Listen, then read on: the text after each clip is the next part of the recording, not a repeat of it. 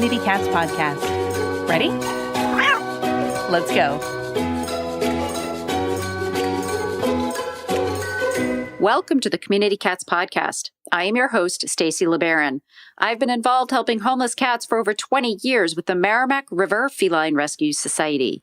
The goal of this podcast is to expose you to amazing people who are improving the lives of cats. I hope these interviews will help you learn how you can turn your passion for cats into action. Today, we're speaking with Skaya. Anna is CEO and founder of Base Paws, a pet genetics company.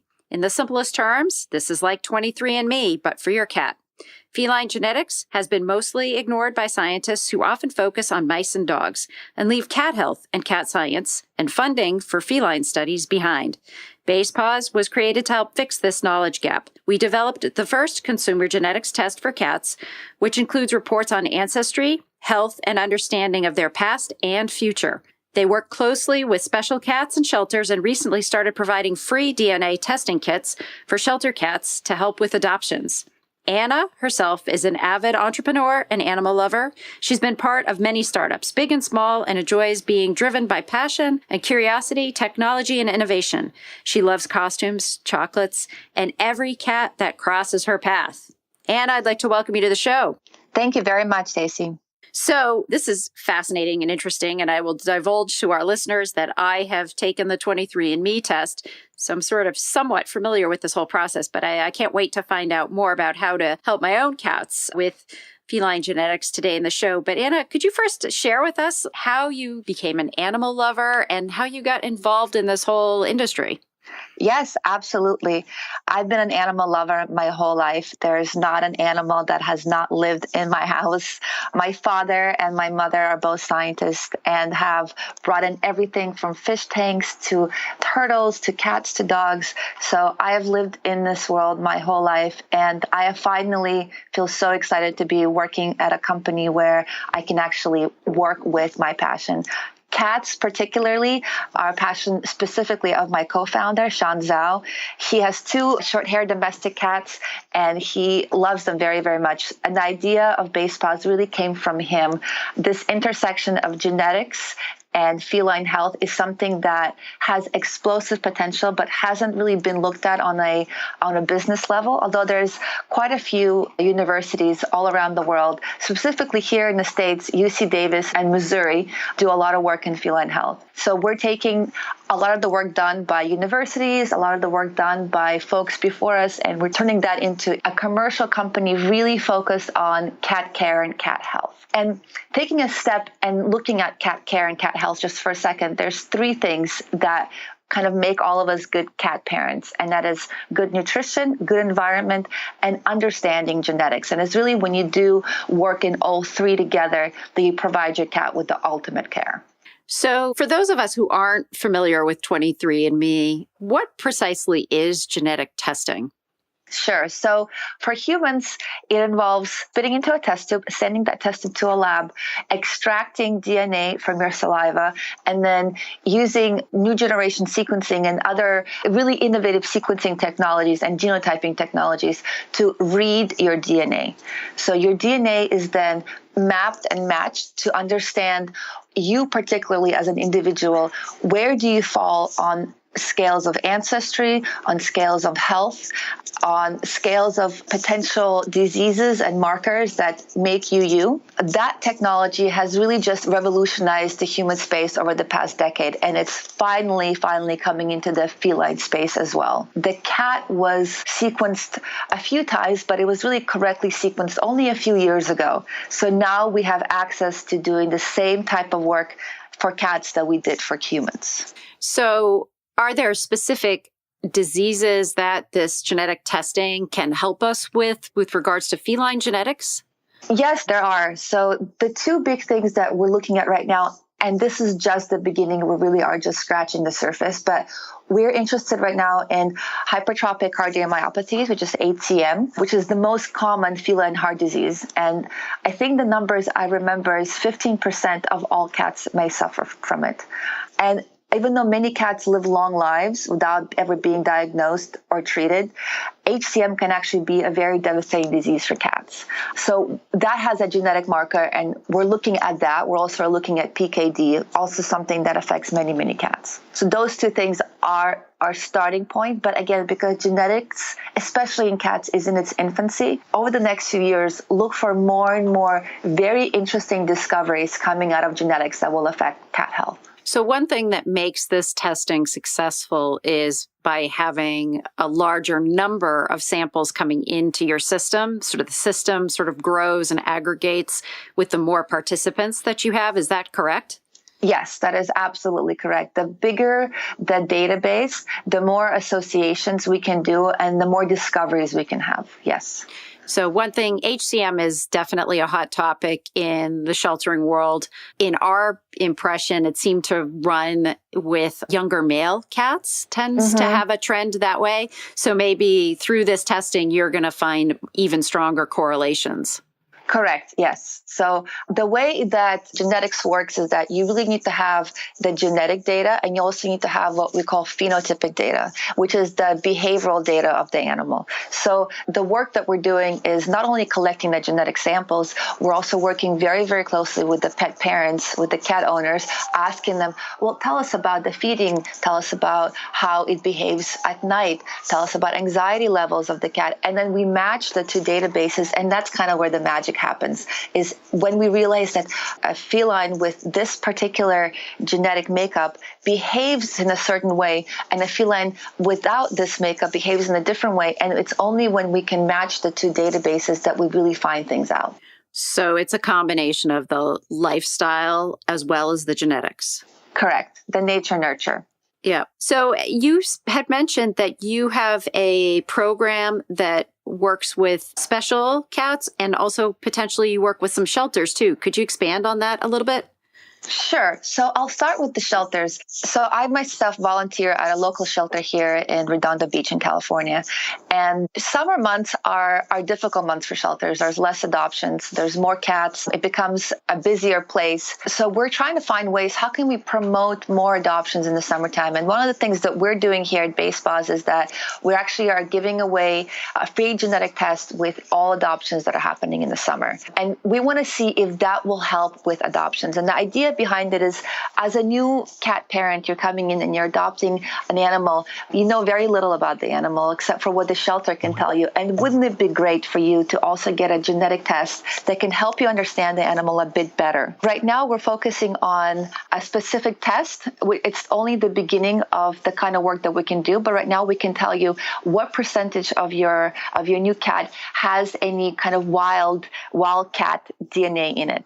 So we have access to wildcat DNA from different sources. And by wildcats, I mean, for example, we have access to lion and tiger and puma DNA. And we can compare your cat's DNA to wildcats to see if you have more or less of a specific animal. This novel, kind of more fun thing that you can find out about your pet actually is something that pet owners, when they're adopting a new animal, are very keen to know. It gets you closer to a pet that will now live in your house, sleep in your bed, eat your food with you, play with your kids. You want to get to know your adopted animal faster and better. And we think that by offering a DNA test, that could be helped. And we also really love working with shelters. The work that the shelter that we have a relationship with, Peter Zippy, does is simply amazing. It's a no-kill shelter. It supports animals all around Redondo Beach. So we really want to help them. So that's kind of one thing that we're doing. And the second thing that you mentioned is, so we're working with cats that have a natural occurring disease. And what I mean by natural occurring disease is they have genetic markers that occur naturally that are interesting for us.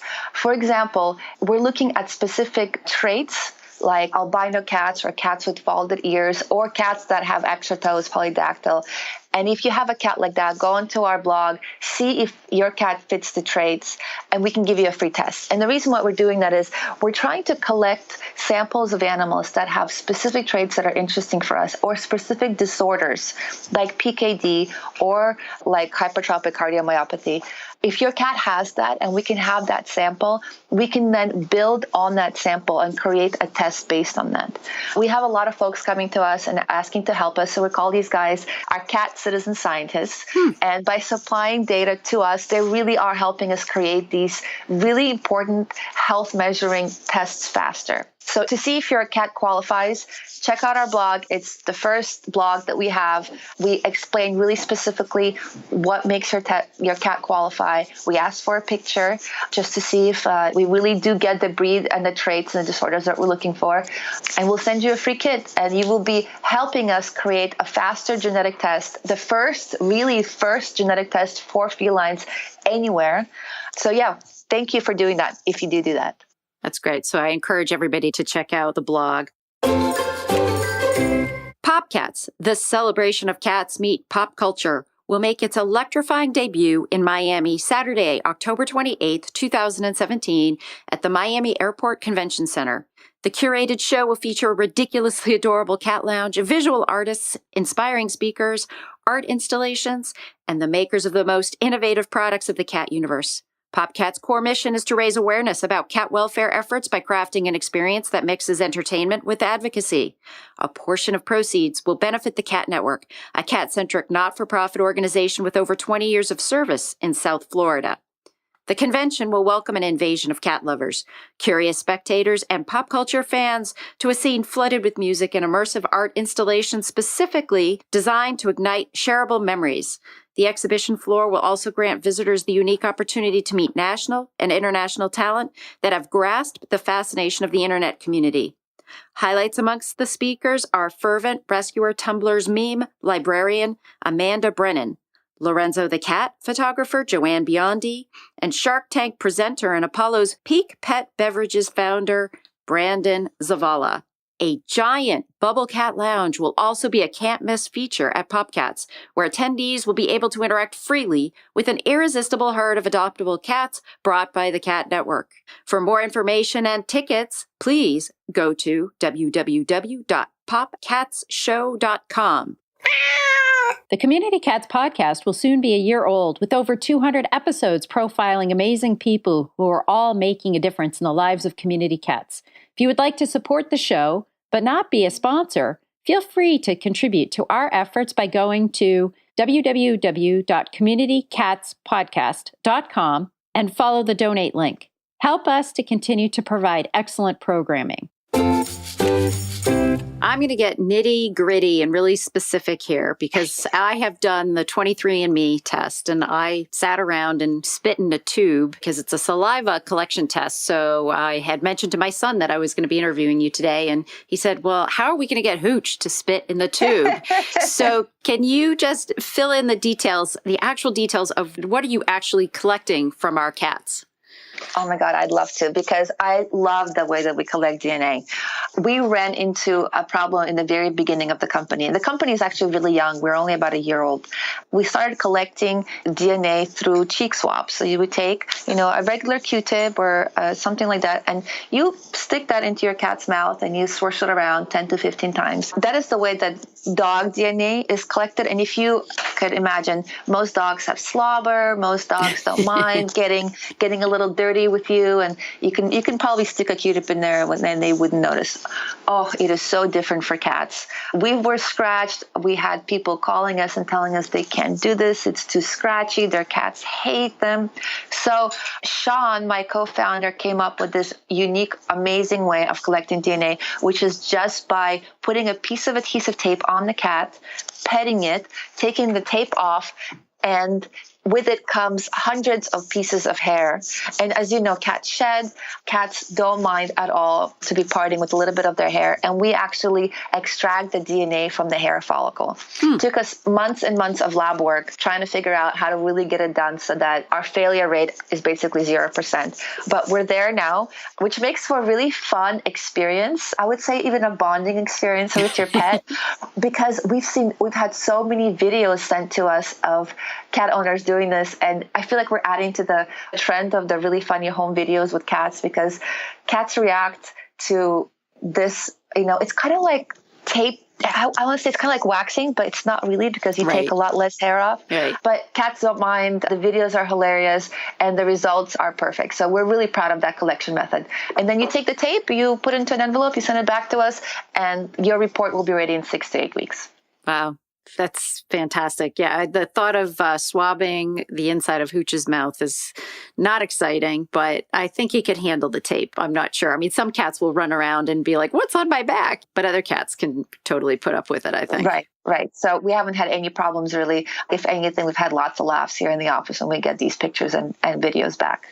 You made an interesting comment to me when we were talking before we turned on the record button about the importance of genetic testing and siblings and why that's really helpful and important. Would you be willing to sort of expand on that comment a little bit more?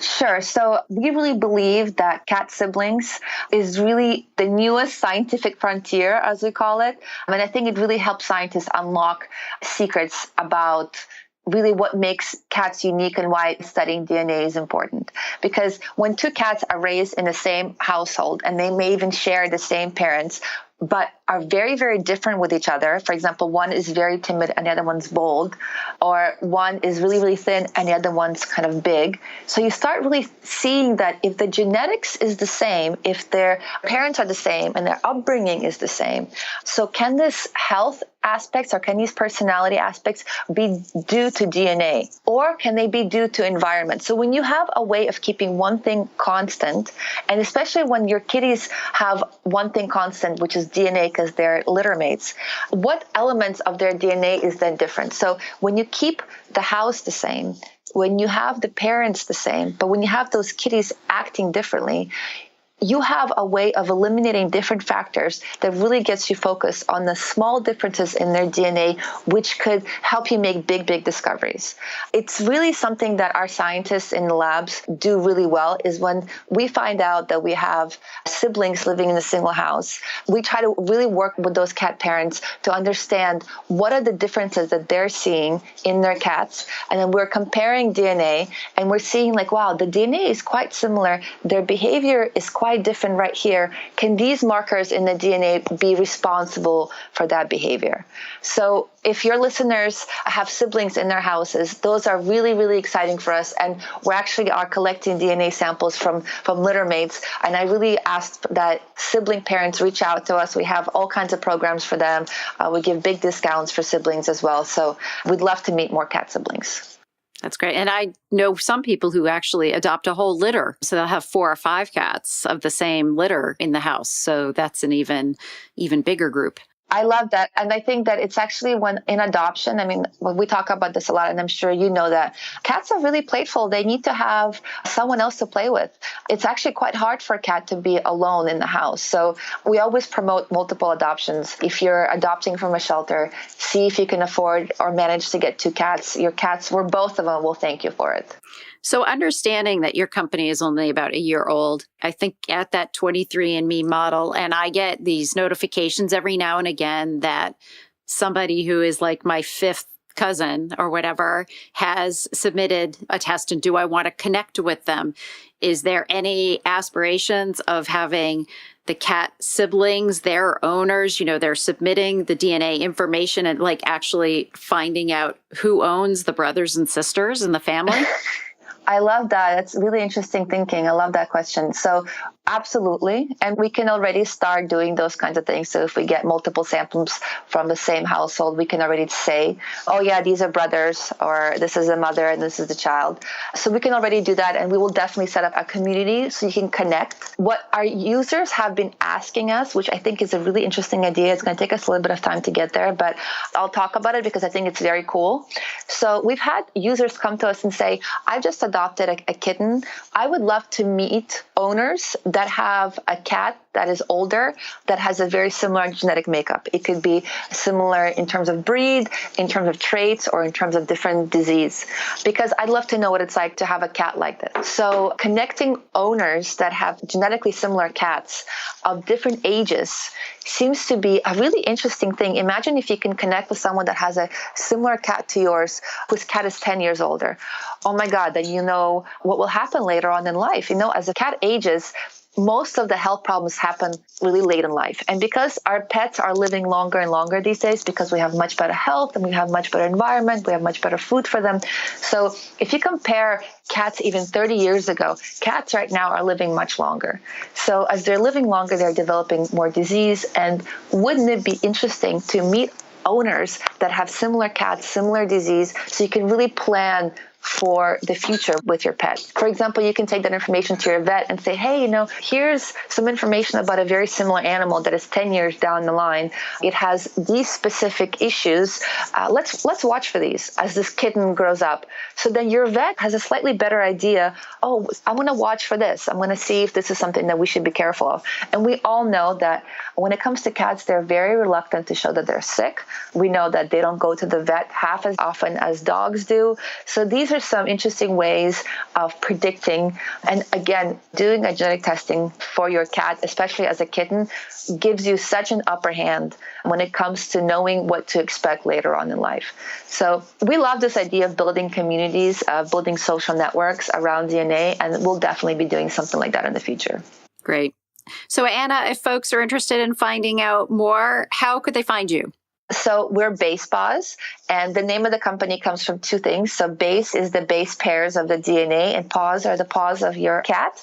So basepaws.com. We also have a great blog that explains some of these programs that I talked about today in more detail. Your listeners should definitely check out to see if their cat qualifies for any of these free testing programs. And watch the space. We're the first company to be doing this.